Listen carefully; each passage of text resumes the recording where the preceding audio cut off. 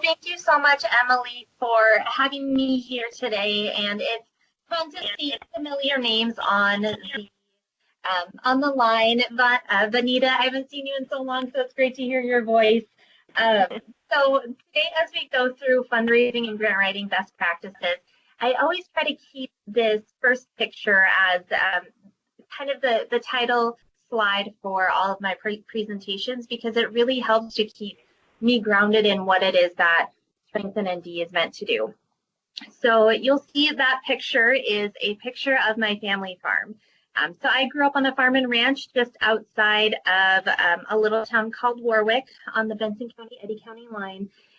And rural communities really have a special place in my heart. They are filled with some of the best people, some of the best ideas. So our whole purpose with Strengthen ND is to elevate nonprofits and rural communities across North Dakota to support a high quality of life and resources for those vulnerable populations.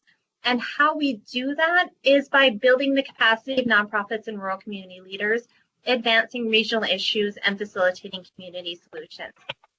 And that demonstrates itself in a multitude of ways, including what we're doing here on this webinar, some one-on-one work that we do with organizations, and we've got a nonprofit certificate program that we host and lead in conjunction with Minot State University, and a lot of the project work that we do.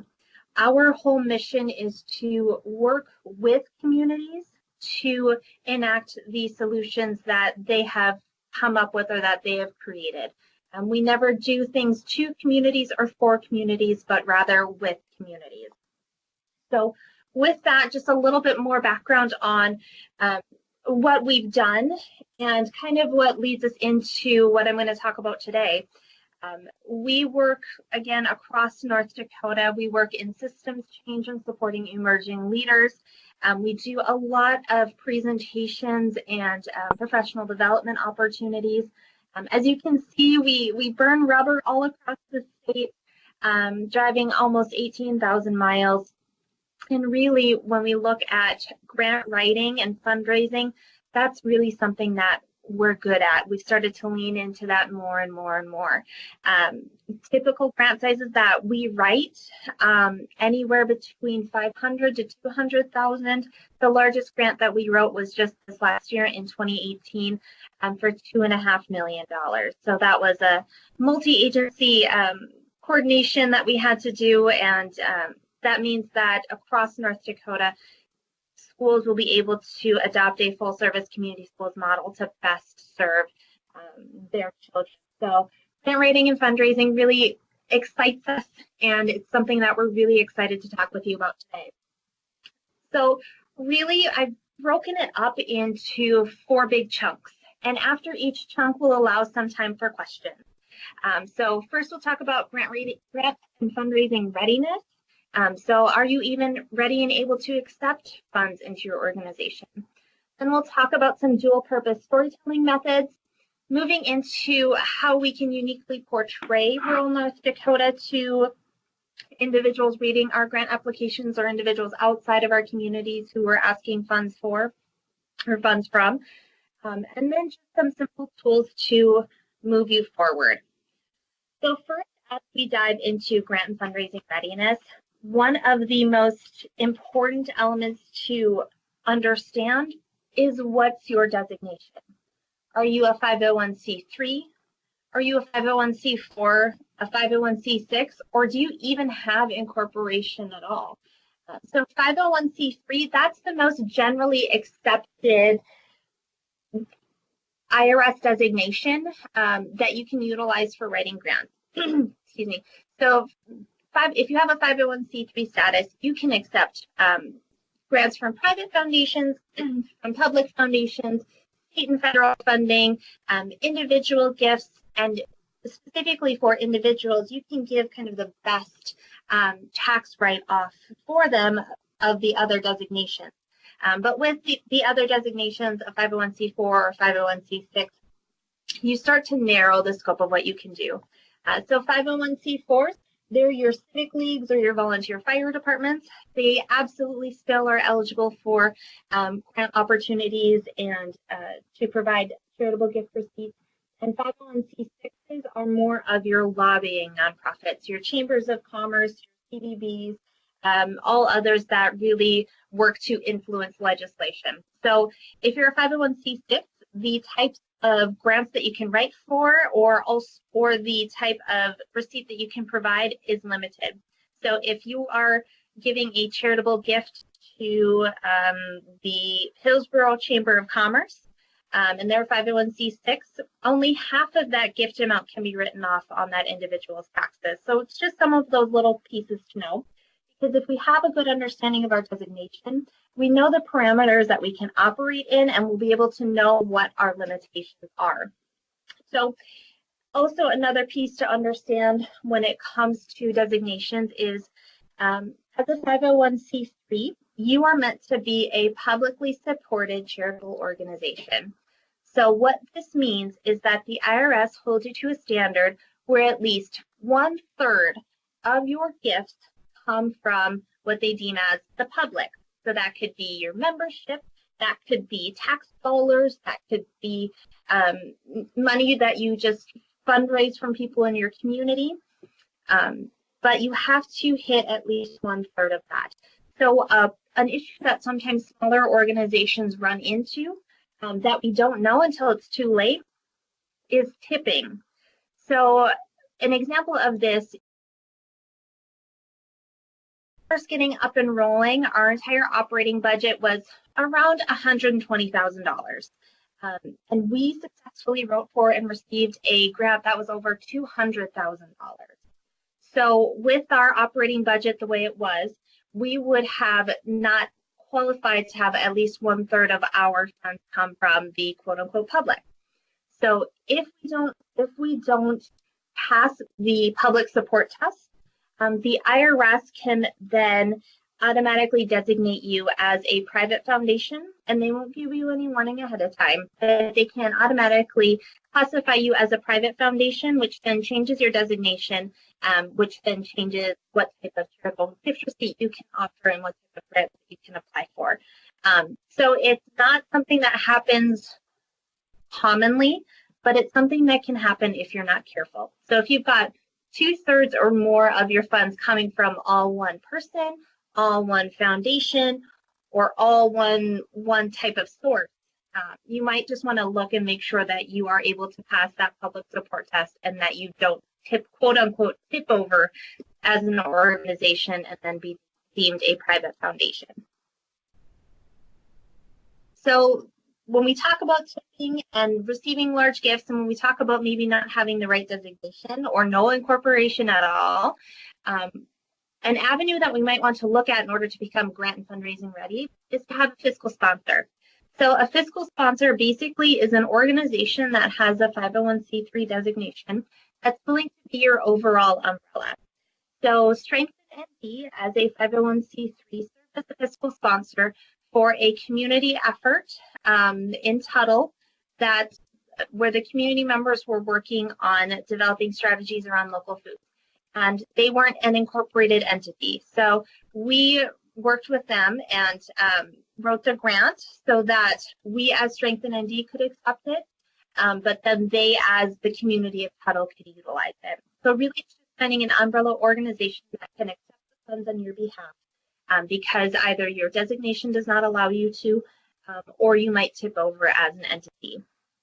So engaging with the fiscal sponsor can have quite a few benefits. It can help your grant process to be more efficient. It can add another layer and increase your level of financial controls, which oftentimes donors or grant makers want to see. You can have increased partnership opportunities with that organization, especially if they're very, very mission aligned with you. And they can even add to your credibility. So if you are a newer organization in a community or you've been traditionally an inactive or really small organization, partnering with a well-established nonprofit to be your fiscal sponsor to take on some of these bigger activities can really make you seem more credible and more like you have organizational background, and most importantly, that infrastructure in place in order to really process and manage a grant. Now, just like there are benefits, there are drawbacks. There can be complications when it comes to fiscal sponsorship. There might be baggage within the fiscal umbrella organization. They might charge you quite a bit of funds to hold those grant dollars for you. So just for frame of reference, if you are looking for a fiscal sponsor, most fiscal sponsors will charge between 3 and 5% of the grant funds that come in. I've seen it up to 7% as well, but there are other organizations that will charge 10 or 15% of your overall grant or donation as kind of an admin fee. So you'll just want to be aware of that. And then staff turnover in the sponsoring organization as well. If you've developed a really great rapport with the current staff of the organization that's sponsoring you, and then they have turnover and that rapport isn't there and not as easy to work with them, you're losing a little bit of control. So if you choose to go this fiscal sponsor route, just really take the time to vet that fiscal sponsor, understand what the processes that need to be in place between the two of you in order to have a great working relationship, come to an agreement on what that fiscal sponsorship cost would be or what that fee would be, and most importantly, get all of those pieces in writing.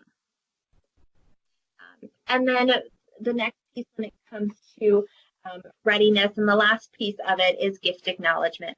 So sometimes every organization, we've got a lot going on. We're raising money for a new fire hall, or we are raising money for a specific capital campaign that we have, and we might get a little bit too busy where we don't properly acknowledge the gifts that do come in. It's really important to understand donor relations, and that the way that you acknowledge the first gift often predicts whether or not you'll get a second gift. So it's when I worked previously at a foundation and we raised a lot of funds, and you developed a rapport with those donors, you realize how common it is for people to donate to specific charitable organizations or nonprofits and not even get an acknowledgement of the funds or that they were received. So we want to be careful that we do acknowledge every gift that comes in.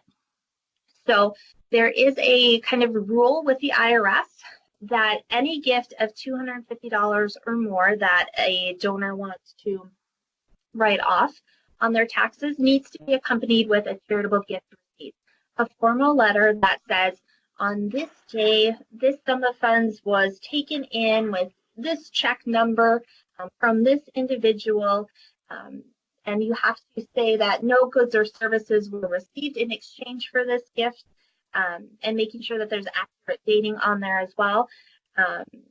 But at the very least, if you're not providing that formal receipt letter, consider just having a stack of thank you cards on your desk. So when a gift does come in, whether it's $5, $50, or $500, at least right away they get that handwritten thank you note. That goes a long way with a lot of folks here in North Dakota. One item that I have on here is beware of in-kind receipting. So if you are an organization and somebody donates something to you like a new computer or a printer or even an item for like a silent auction or something like that, what you would give to them would be an in-kind receipt. So we would say, Mr. Smith gave us this brand new laser printer on August 1st, and we would describe the product in that receipt, but we wouldn't assign a value on that product. So if somebody gives you some kind of property, it's up to them to decide how much it's worth on their taxes. It's not up to you. So in any type of in-kind gift receipt, you don't place a value on it. You let the donor place that value on it. And then finally, having a donor recognition matrix so that you ensure that individuals who are giving you perhaps larger sums of money are being recognized properly. Now, whether that donor recognition matrix looks like a handwritten thank you card and a phone call from the board chair for a $100 gift, or a plaque on the wall, a handwritten thank you card, an official receipt. and maybe an invite to your donor social for a $5,000 gift. Just making sure that every donor is acknowledged consistently, because donors do kind of chat amongst each other about what type of recognition that they do get. So just a simple donor recognition matrix will help you out very well in the short term as you are taking in some of those funds. So that's a little bit about grant and fundraising readiness. Does anybody have any questions about any of the information presented? Megan, I do have a quick question on 501c4s. I know you gave an example. Is there a little more structure on who falls into those? Yeah, so there is. It would be on the, I can't think of any right off the top of my head, but on the IRS website, they list kind of each designation along with a few examples. So that would be a good place to look. The ones that I most commonly run into are like a Rotary Club, a Kiwanis Club, a Lions Club, or the local volunteer fire department. Thank you. Okay, all right, so that's kind of the grant and fundraising readiness is really, really important, but it's kind of some of the more boring stuff, right? So now we get into the fun stuff really when it comes to telling our story. Now, this is what really helps us to be able to connect with the donors and to connect with program officers of different foundations, is being able to tell our story. When it comes to trying to raise funds, whether we're grant writing or whether we are fundraising, we need to know our why. So what's our organizational why and what's our personal why? Because once we're able to communicate or articulate that why, then we can start building a fantastic case statement and feel comfortable going and meeting one-on-one with donors about why this organization or this cause is so important to us. Now, I do have a disclaimer on the bottom of why we don't fundraise. So oftentimes organizations really need operating funds, and that's a huge piece of being a efficient and effective organization, is having that cash to adequately pay staff, to adequately launch our programs. So when we are framing, or when we're telling our story about how we need operating funds, we don't frame it in a way to say, well, we need funds to be able to pay our building rent and keep our lights on and pay our staff. That's why we don't fundraise. So we just frame it a little bit more to say, we need dollars in order to keep impacting the community by providing these services. If we don't have these dollars, then we won't be able to continue those services.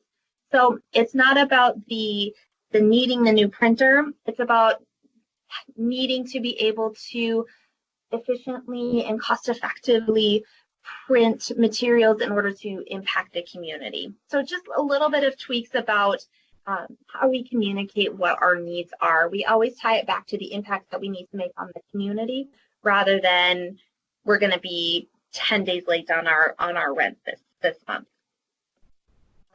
So our organizational why. There are 4 questions that we ask organizations when they're looking at fundraising for any type of purpose. And this is a great exercise to do with your board of directors. So why do you exist? What's the unique contribution you make to your community? And this is my favorite question, this third one. What would be lost if you didn't exist? It's from this third question that we generate some of the most compelling fundraising stories, fundraising scenarios. And then who are you as an organization? So why do you exist? What's your unique contribution to the community? What would be lost if you didn't exist? And who are you? So that really can help you create a compelling case for fund investment. Now, your personal why. It's always important when you're going on one-on-one donor calls that you understand why this organization is so important to you. And we all have that one person in our community who's just a fundraising whip. Like, they're just great at it because they're able to connect with the community and what the needs of the community are. And they're able just to get people on board with investing in a new ice rink, or investing in new infrastructure for the golf course, or investing in the domestic violence shelter. A lot of times those people who are great at that know their personal why. They know why they're committed to their community or their organization. It's not just a job for them. They're not fundraising just because they're on the board. They really connect to the mission. They have past experience too that they relate to the programming that the organization does, and are able to communicate why that programming is important.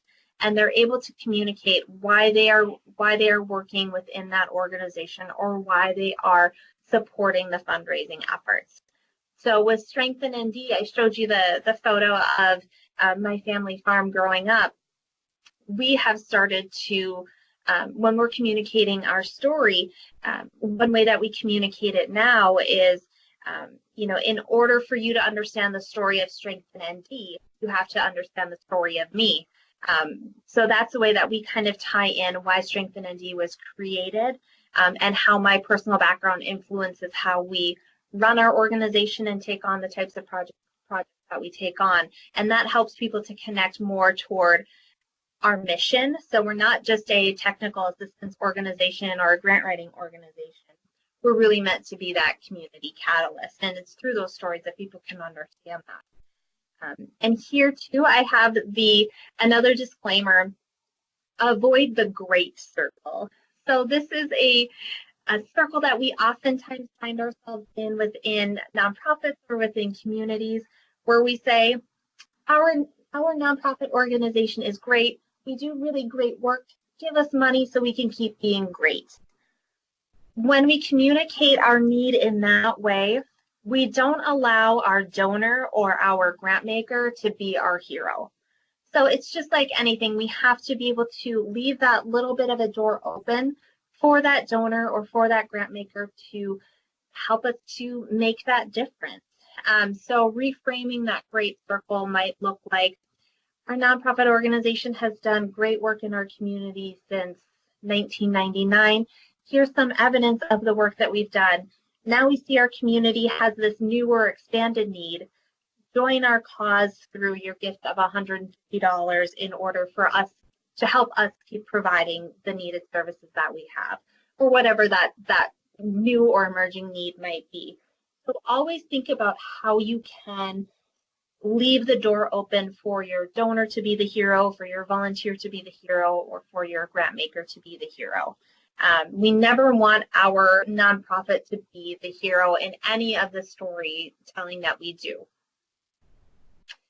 So once we talk about our organizational why we exist, why we were created, what would be lost if our organization were to go away, and we talk about how we as individuals are connected to that story, then we can start to develop what's called a case statement. So case statements take a little bit of time on the front end to create, but they really are multi-purpose documents that you can use for fundraising material, for grant writing material, even for social media content, brochure content, or website content. Once you figure out what your case statement is, you can use it over and over and over again. So some questions to ask yourself to develop that case statement is, why do people support us now? What are we perceived as having done well in the past? What are the best arguments for future support? And how can we support those arguments with facts? So now I'm going to try to exit out of my PowerPoint and pull up this fantastic solicitation letter that I've used quite often when we are teaching fundraising. I'm going to see if I can zoom it in a little bit. So this is a fundraising letter that the Kidder County Historical Society put together years ago, I want to say, toward the later part of the 90s. And what they were hoping to do was to get in enough dollars to basically tear down this community building that they had. But why I really like this letter is that they don't necessarily talk about the building in the physical sense, but they talk about it that it's kind of a character in their community and how it's impacted so many lives of people living within the steel community. So, for example, if you look at the first paragraph, they talk about the building as an old friend that they found in need. Our friend is a lifelong member of this community, born in the depths of drought and depression in the 1930s. They go on to refer to her. They say, the lady we refer to is the Steel Community Building. When you enter her doors, it is reminiscent of scenes from Thornton Wilder's Our Town. I mean, it's just a fantastic way that they talk about 4-H members utilizing the space, women who were working on pies, cakes, canned goods. They really talked about that building as a fixture of the community, as a person within the community. Let's scroll down here a little bit. They go on to say, our friend has served us well. Now she needs our help. Now she needs our help. The years have left her soiled, broken, and in disarray. We hope the community and our friends will come together to find a way to restore and preserve this wonderful old lady, as we are sure you share the same memories. So it's just a great example of how to tell the story about a kind of relatively unsexy project in communities, right? It's not necessarily something that would generate the most buzz about, restoring an old community building or tearing down the community building, but it's just a different way to frame some of these assets that we have within our communities. And this letter I will upload into the calendar invitation that you all have, just so you have a copy of it. I just think it's such a fantastic example of how to really tell the story of our community. All right, if you bear with me here, I'm trying to, the toolbar is in my way. 1 second, I'm going to stop presenting. Okay. Another dual purpose storytelling method is what I like to call the double funnel approach. So this is a storytelling method that works really well when you are writing a grant to an organization or a grant maker that's not within your community. So if you're writing a grant to people who live and work maybe in Bismarck, or live and work in the cities, or even out in the DC area. The double funnel approach is when you draw comparisons that are either state-based or national to better illustrate your community's needs. So for example, say we are an education organization that is working with special education. And we say that, nationally there is one special education teacher within each classroom, and the incidence of kids being diagnosed with special education needs is 1 in 5. So that would be the national average. That would be funnel 1. Funnel 2 would be saying in North Dakota, the incidence of children being diagnosed with special education needs is 1 in 3, and we only have 1 special education teacher per school, right? So it's utilizing that double funnel approach to say, here's what's happening nationally, but here's what's happening within our little pockets, or in our community, or in our state, and this is why we need those funds. You can use a double funnel approach to illustrate increased need, or to also illustrate increased capacity. So you could use it to show that your community is worse off, or your community is better off. But if we don't draw some of those comparisons, then individuals who are reading or reviewing our grant application might not understand really the true situation in our community. They might look around at their own community and say, well, special education isn't that big of a need here. Why are they saying that they need so many resources for it?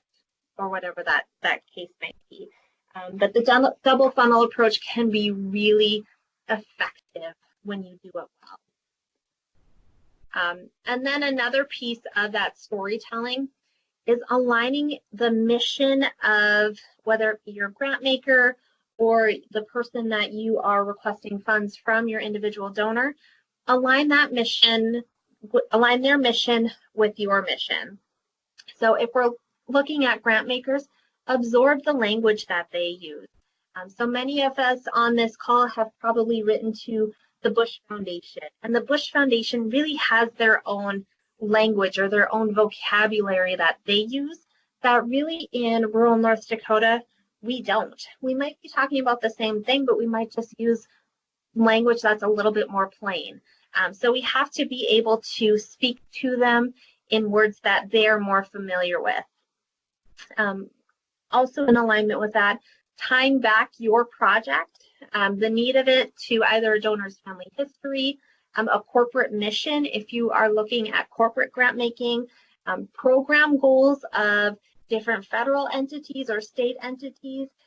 So it's really helpful when you are writing your grant narrative to say, you know, this project that we are putting on to increase the number of special education teachers in North Dakota schools directly aligns with the Office of Special Education's mission of ABCD.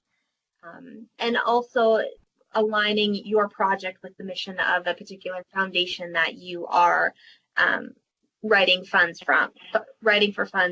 from.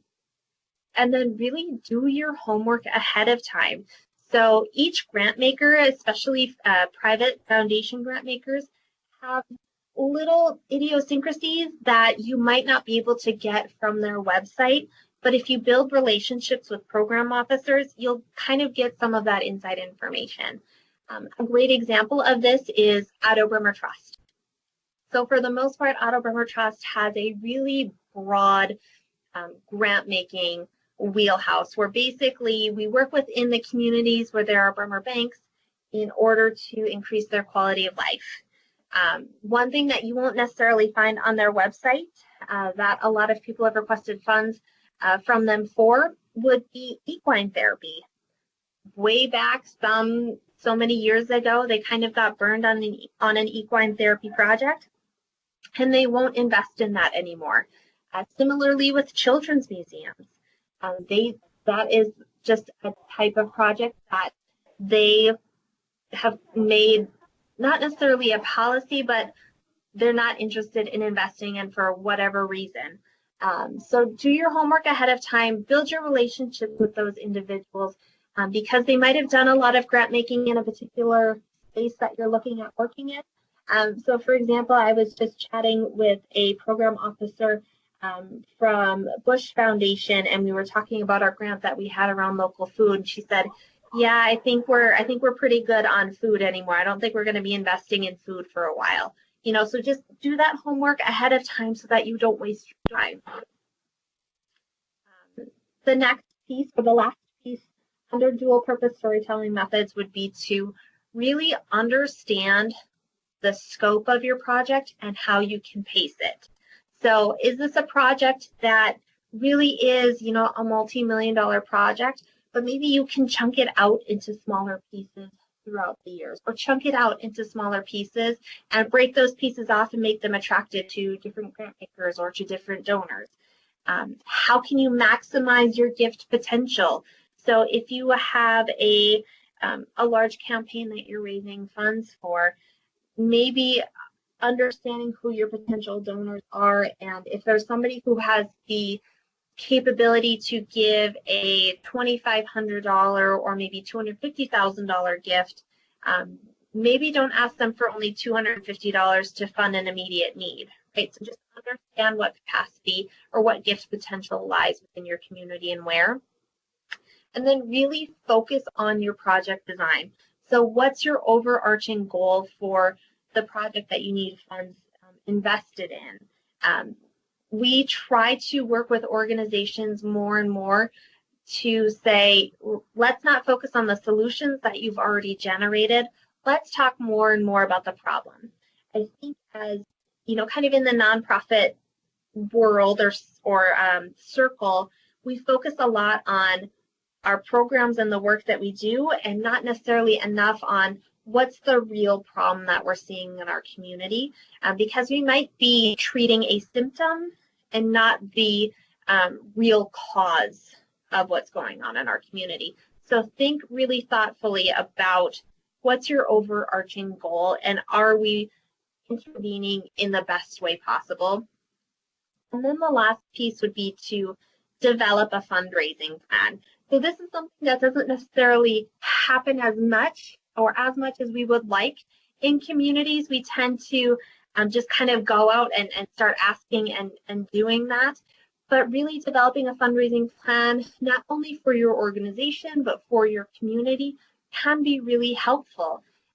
Bear with me again. I'm going to exit out of the presentation and pull up another tool that we often share with organizations as a sample fundraising plan. So this is a fundraising plan that was created by the Texas Arts Commission, and it is a little bit dated. But one of the reasons that I like to share this with communities, and two, I'll upload this into the calendar invite, is because the way that they laid it out is very helpful. So they have, I believe, 5 different mechanisms that they are going to go about raising money, and they have a plan for each, and they understand the resources that are needed to enact each piece of the plan. Some of the most frustrating things we can do in nonprofits and in rural communities is to not allocate sufficient funds in order to raise money, right? So just like in business where it takes money to make money, it also takes money to raise money. So here you can see one of their mechanisms, and they keep it pretty simple. This is a larger organization. So in our kind of communities, we might not look at 5 different mechanisms to raise money. Maybe we would look at 2 or 3. But they keep it, for the most part, pretty simple. They have their board solicitation. So they're going to be asking for board members for an annual gift. And they have historic data of the types of funds that they've raised in the past.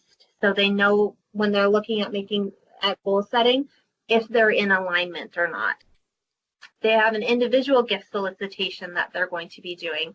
Again, they have a plan and rationale, strategy. If they're going to do a mail campaign, how much that's going to cost, going down to even looking at staff time. And here too, they can see how much funds that they've raised. So they're doing great tracking of the donors that have given before and at what level they've given. So they've got a good understanding of the potential of the gift potential that exists within their own kind of fundraising database. Here they plan to do a special event, right? Again, they have data of about the fundraising, the net that they've raised within each. They're going to be going after funds from local government. Again, they understand, they have it all laid out of how much time it's going to take, and even if it's worthwhile. And then their final piece is that State Arts Council solicitation that they'll be doing, or that State Arts Council conference that they'll be doing. So when you are going out and raising funds in your community, try to think really thoughtfully through the year. And ensure that we are taking advantage as much as possible of the assets that we have within that year, and that we aren't kind of oversaturating that market, or not oversaturating or asking too much of our community all at one time. So I'll pause for a few questions about some dual purpose storytelling methods. Megan, this is Emily. Awesome information. One question I have, you mentioned kind of matching the language that your grant maker wants to see with the language that you're using maybe in your grant application. And I'm wondering if you could give an example of this, and if you have ideas for how to get a feel for the type of language that your potential donor will want to see in an application. Yeah, so a great way to do this, again, bear with me, guys. I'm going to exit out of this really quickly. So this is another presentation I'm going to pull up here, another solicitation. Let's see, pull up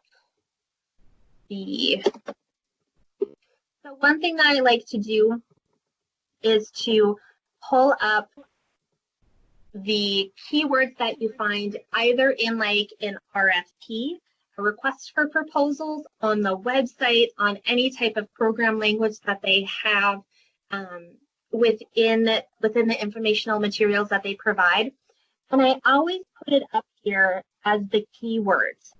So this is for the grant application that we were the fiscal sponsor for the community of Tuttle. And it's for the Bush Foundation Community Innovation Grant. So you can see a lot of the words that they use in that solicitation or in that RFP. Increase collective understanding, generate ideas, test and implement solutions, breakthrough, effective, equitable, or sustainable, existing approaches that are inclusive, collaborative, resourceful. So when we're going through and when we're writing these pieces of narrative, so for example, within our communities, if we are looking at tackling the opioid epidemic within our community, we might say, you know, as a community, we're going to get together and meet and just talk through what the next steps of our community will be to figure out how we can move forward. So that would be us just saying it in super plain language.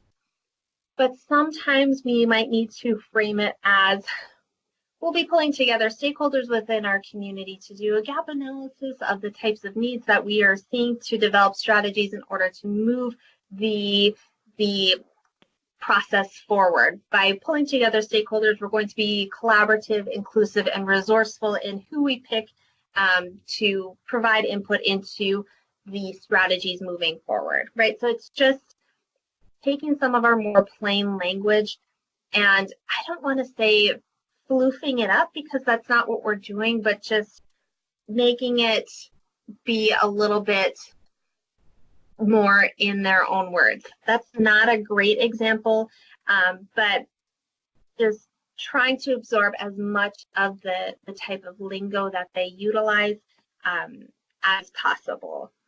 So I hope that answered your question. I didn't have a great example right off the top of my head, but you know, in one piece too, in rural North Dakota, we are super great at pulling together people within our communities to do all the good work that we need to do. And we might not think of that as being inclusive, but when we're pulling together as many people as possible, we really are being inclusive because we're making the most out of the people that we have.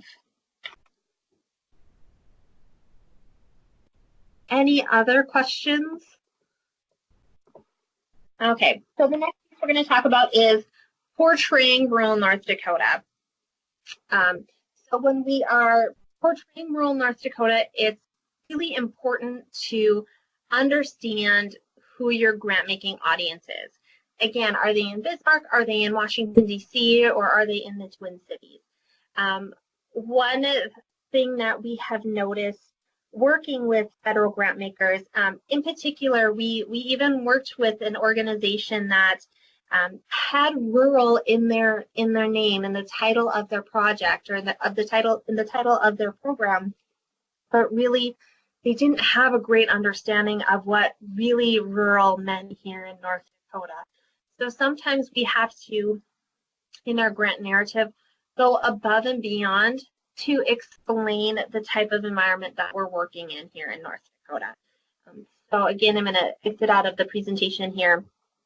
One of my favorite opening lines of any grant narrative that I've ever written is this. This is for a grant application that we submitted to the Office of Special Education around getting increased opportunities for paraprofessionals to have more online or more certified education, or kind of a better certification process for paraeducators across the state. So the opening line of this entire grant application is, consider for a moment a single institution and 2 staff entrusted to prepare paraprofessionals working with K through 12 students in one of the most rural states in the nation, a state the geographical equivalent of the country of Syria, right? So people, I think, who live outside of North Dakota don't understand the distance between communities the type of just spread that we really do have to overcome here in North Dakota. We are a smaller population spread across a large geographic reach, and when we have statewide initiatives, or even when we're trying to work within a county the size of McKenzie County, which is a huge county, and you're trying to deliver services across that entire county, we need to illustrate to whomever we're writing the grant application to our true barriers. And geographical distance is a huge barrier. And supporting people who are reading our grants to understand that we, as living in North Dakota, we're geographically underserved. That's a piece of what we can leverage as a need for our state or for initiatives in our state in order to really get something. So again, bear with me. I'm going to switch to the presentation.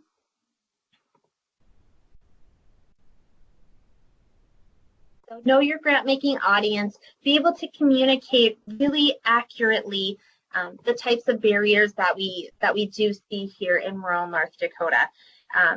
It's important too not to have it be all doom and gloom. We tend to get down the doom and gloom spiral of lack of resources, lack of capacity, lack of funding within our communities.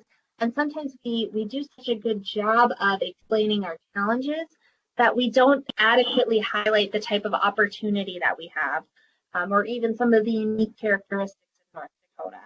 So really understanding your community and how to articulate what's going on in your community to those outside is important when you're writing any federal grant application. They need to be able to almost feel like they're in rural North Dakota.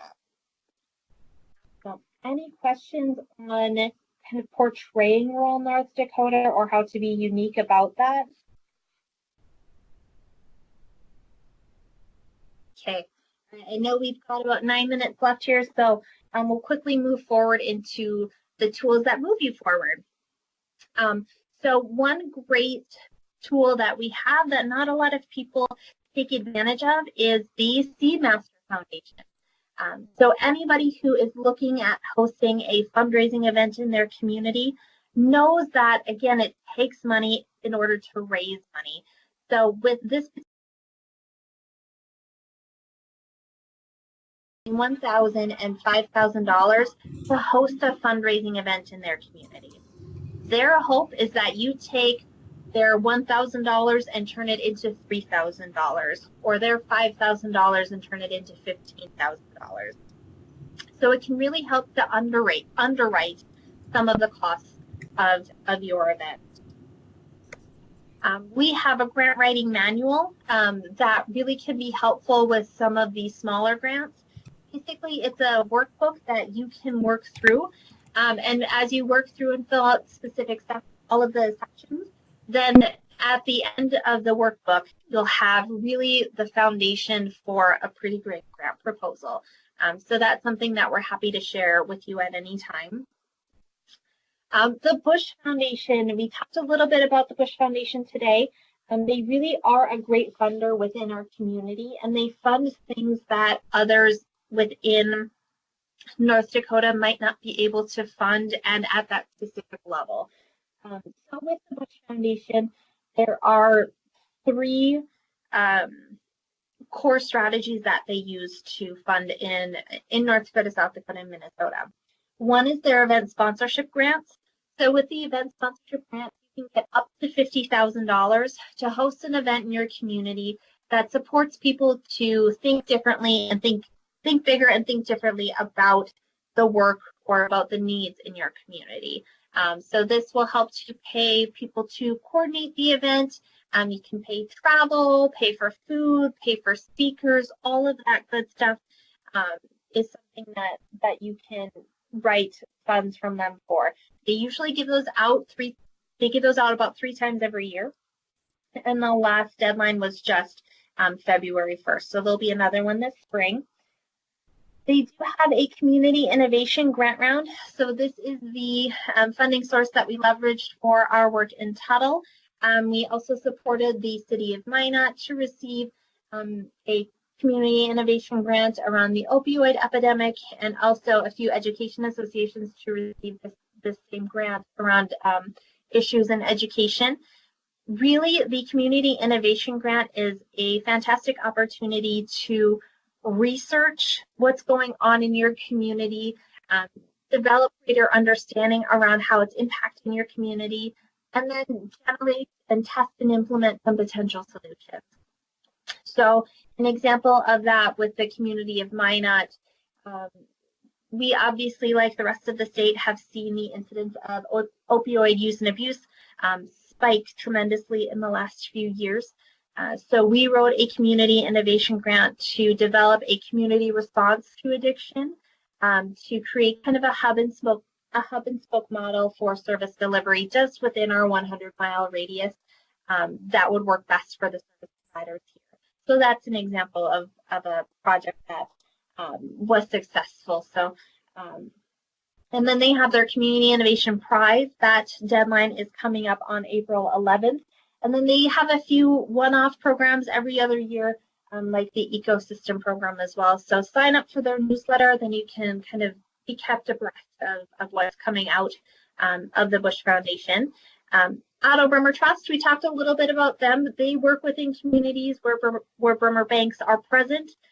So your Devils Lake, your Bismarck, Minot, Richardson, there's a few other smaller communities on the east side of the state, like Larimore, I believe that they do cover. Otto Bremer Trust is great in that they understand how important it is to have operating funding. So they don't just do capital, they build a lot of buildings, a lot of swimming pools, but they also invest in organizations that are doing good work to support their communities.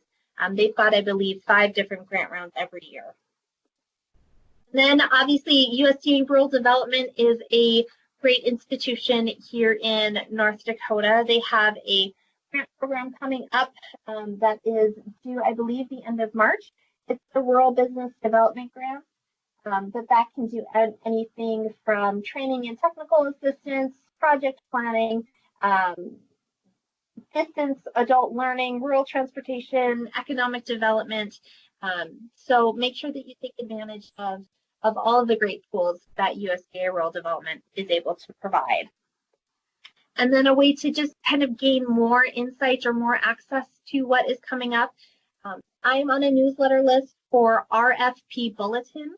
They do send out a newsletter once a week, and it's all of the latest and greatest solicitations or requests for proposals from foundations across the nation. So every once in a while, probably once or twice a month, there's always a great opportunity that we can take advantage of here in rural North Dakota. Minnesota Council of Nonprofits, their newsletter that they send out has a lot of great potential funding resources as well. And then we as Strengthen ND try to push out as much as we can too. And then federal grants, head to grants.gov. You can search by the funding office or by the type of project that you are in need of funds for. We have foundations here. We have kind of our anchor foundations in Bismarck, Fargo, Minot, Grand Forks. And we also have North Dakota Community Foundation and all of the affiliate community funds. On the North Dakota Community Foundation website, you can see all of the different affiliate funds and when their funding cycle takes place. And then corporations, any type of corporate giving program that you can access. So look around in your community to see who's present in your community and what type of corporate giving program that they have. And then there are some great organizations that you can tap. Regional planning councils have a lot of expertise in writing for and administering community development block grant funds, CDBG, that can mostly be used for infrastructure, I believe, as well as funds from the Economic Development Administration. So EDA funds a lot of planning grants around economic development in your community, and your regional planning councils are really the experts on those.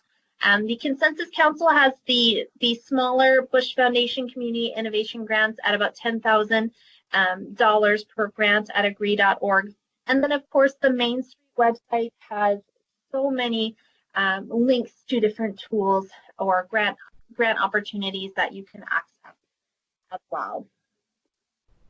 So any questions on any of that information presented?